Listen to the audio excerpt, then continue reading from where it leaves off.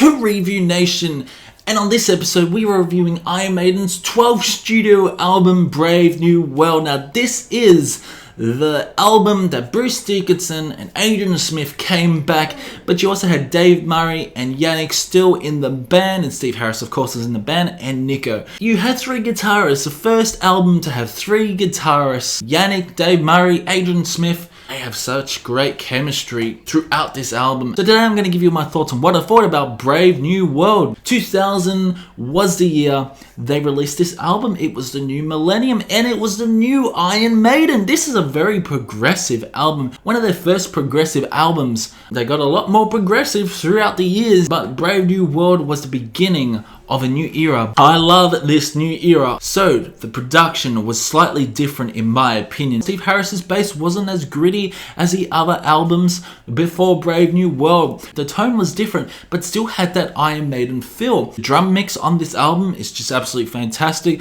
The guitar tones are amazing. Every guitar sound is at times raw. I still love how Iron Maiden incorporate that raw guitar tone. And Bruce Dickinson's vocals were just absolutely fantastic as always. And you finally get some symphonic elements throughout the album. This must have been the first ever album to incorporate orchestral fills. So first of all, the album kicks off with a high octane song called The Wicker Man.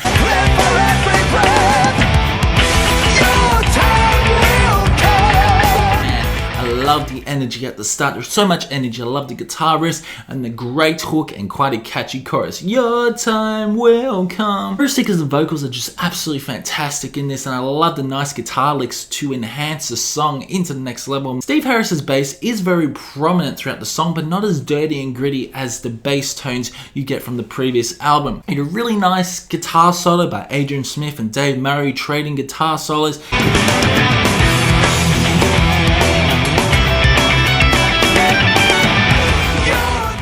Yannick must be incorporating those infectious guitar riffs throughout this song. There's really nice chord progression, and to end the song, there is some band gang chants. A fucking great way to kick off Brave New World.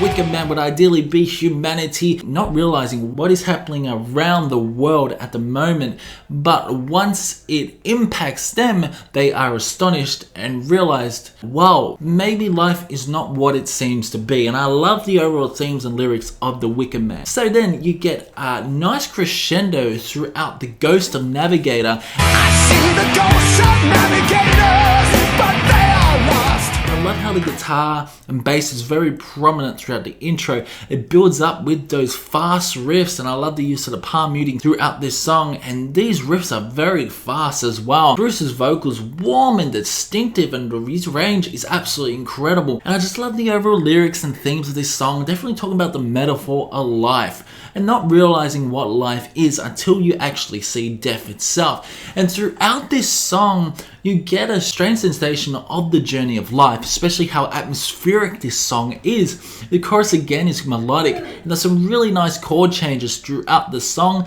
and the guitar melody that Adrian Smith, Dave Murray and Yannick incorporate is just infectious in my opinion. The song really picks up in the second verse. I love the rhythm of the song. Throughout the song there's a really nice solo between Dave Murray and Adrian Smith.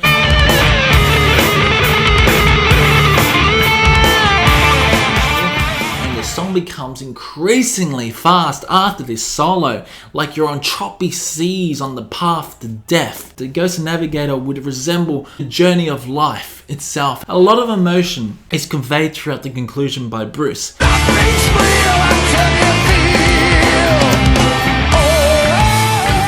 then it leads on to the title track, Brave New World.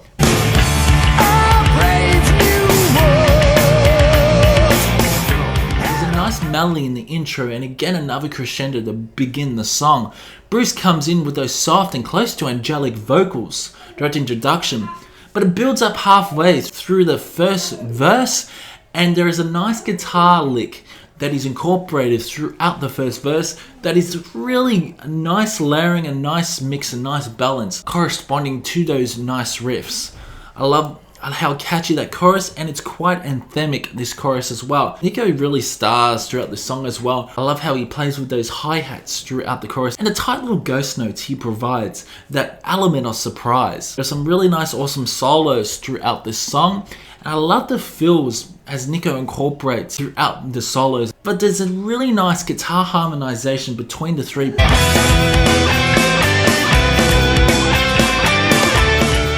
This leads to the conclusion, which then leads back to the introduction of what the introduction sounded like.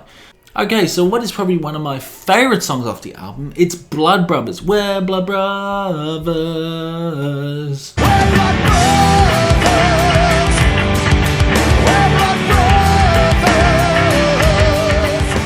We're Blood Brothers. Absolutely fantastic song. And this is the first song to incorporate orchestration. This is a much more slower tempo song, but fuck me, it is melodic as shit and I love it. I love how Bruce comes in and then the song builds up and the chorus comes in and it's catchy as anything. I can just imagine everyone holding during an Iron Maiden concert and everyone saying, "We're Blood Brothers." I love that chorus. The chorus is so damn good. One of the best choruses by Maiden. And the drums and bass throughout the song are really prominent. There's also quite an emotional solo. I love the solo throughout this song. Like I said, there's an awesome symphonic feel throughout Blood Brothers. After the last verse, there is the build up to that guitar solo.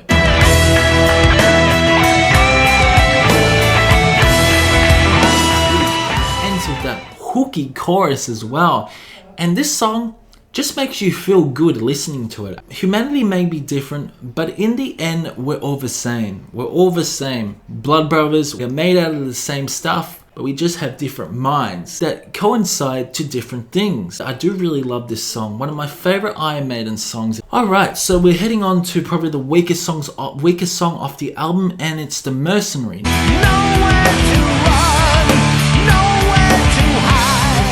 Don't get me wrong, The Mercenary is a good song. When I say it's a weakest song, it's still a very good song on this album. Again, I love the high octane beginning, and this is one of the most heaviest songs off the album, but Bruce's vocals are firing at the go. I love Bruce's vocals throughout the song, but what really drags this song down, probably the hooks and the chorus. It's the weakest chorus off the album, but you get some really nice galloping drums along with the galloping riffs. It's really nice intricate drumming by Nico.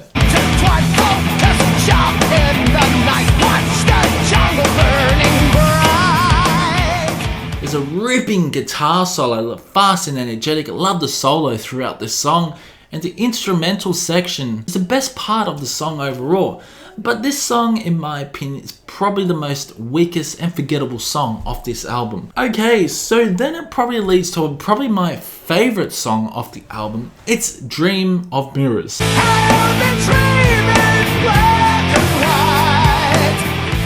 This song's fucking fantastic. It really is, because there are so many different moments throughout this song. Just talking about the perspective of an individual that is dreaming and wondering whether it's true or not. I love Dream of Mirrors, I really do. But like Bruce's vocals kicking up after 5 seconds of the beginning of the song, and I love how it just starts off. Now this song is a long song. I think it's about 9 minutes, but there is so much happening.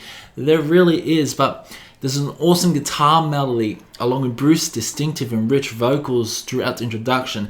The bass line is very prominent. I love the clean guitars enhancing the song to the next level. There's some really nice build-up moments. Throughout the first verse, Nico incorporates just hi-hat patterns throughout. The drumming starts to increase, builds up to those strong guitar chords, and then to that melodic chorus, "I only dream in black and white." I love the chorus overall. So finally, Nico does something other than cymbal and hi-hat work, incorporates those gunshot snares. I love the snare work by Nico throughout the verse too. The snare sounds so raw in tone, and I love it. Really nice, awesome chord progression throughout the song, but then all of a sudden you have a change in signature, and then the beat becomes faster throughout the song with a really fast guitar lick. I love how the song becomes twice as fast.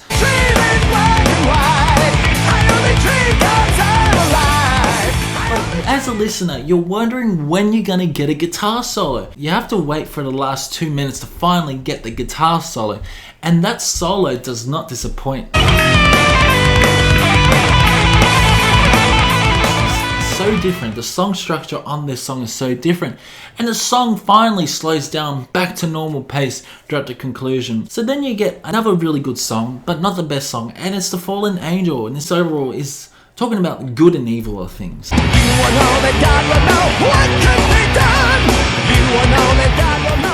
I love Bruce's vocals, and finally get a really nice gritty moment of the guitars and bass throughout the introduction. It's really nice intense drumming. And this song sort of has a Celtic feel. I love the solo throughout the song, especially it's got that wah wah sound. I love how throughout this song there's also some nice trading solos that make the song really high and energetic.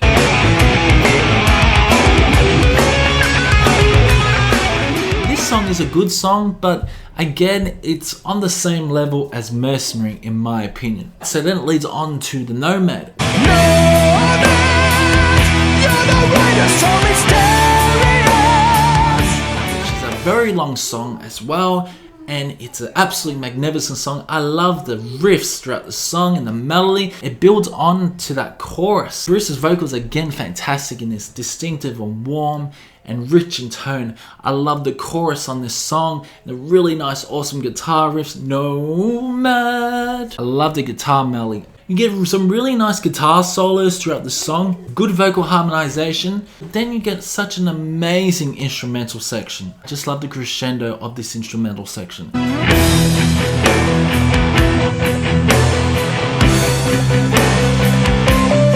This song just builds up to that chorus. Fantastic instrumental section the Nomad has. And just the intricate guitar work, and just the orchestral feels you're getting throughout the Nomad, just absolutely 10 out of 10 song. Then we go to another terrific song called Out of the Silent Planet. Out of the silent planet, dreams of desolation.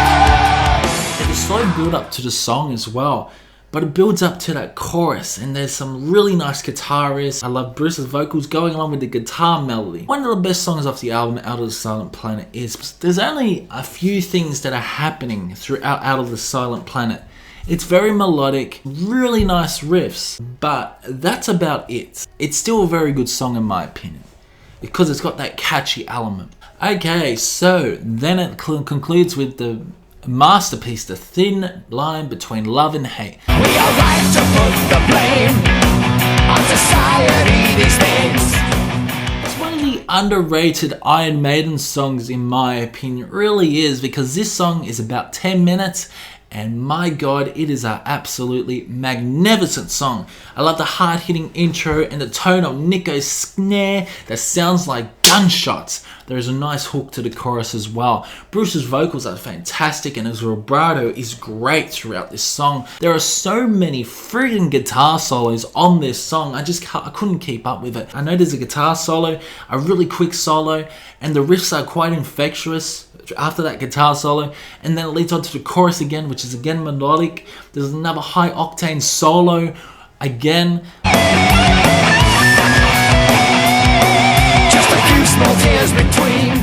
But there's also some really nice intricate guitar moments during a really nice drawing crescendo instrumental section as well, leading on to another guitar solo, and then it's quite a long one, and then it builds up to another section, and then builds up to another emotional guitar solo as well. So then it dies down and it's just ambient guitar. I love how ambient this song feels at times. There's some really nice guitar lead as well. Bruce's vocals are showcased in this song, especially the range he can get.